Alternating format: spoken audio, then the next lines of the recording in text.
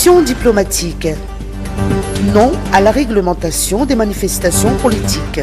Des missions diplomatiques dont la délégation de l'Union européenne, de l'Allemagne, des États-Unis, de la France, du Japon, du Royaume-Uni, de la Suisse et de Norvège ont exprimé dans un communiqué conjoint leur préoccupation par la décision annoncée par le ministre de l'Intérieur et de la décentralisation, Justin Tukeli, le 31 mars 2023, sur la réglementation de toute manifestation politique et réunion publique sur le territoire national. Cette réglementation qui, cependant, ne s'applique pas aux membres de l'exécutif, impose la tenue des réunions politiques en salle, interdisant de ce fait l'utilisation des lieux publics. Ces missions diplomatiques rappellent que la possibilité de s'exprimer librement est l'un des fondements de la démocratie et inscrite dans la Constitution de Madagascar de 2010. De plus, Madagascar a ratifié en 1971 le pacte international relatif aux droits civils et politiques. Les normes internationales en matière de droit ne font pas la distinction entre les périodes préélectorales et électorales, rappelle le communiqué des missions diplomatiques. Gestion des ressources en eau. Un projet pilote avec l'Égypte.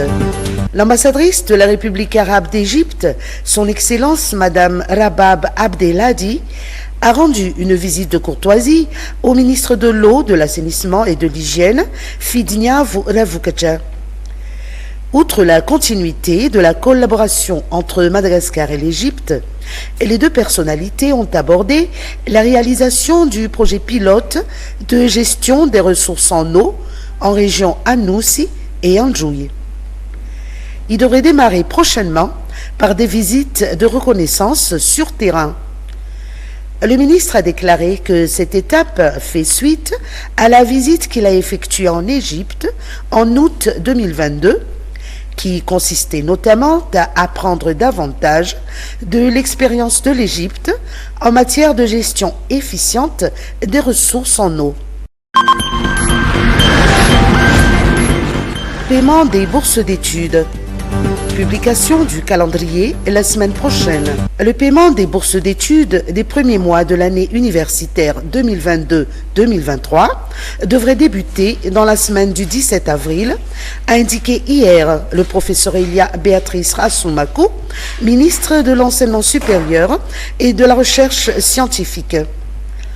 Le calendrier du paiement sera affiché après le retour des vacances de Pâques et il concerne les 6 universités publiques du pays.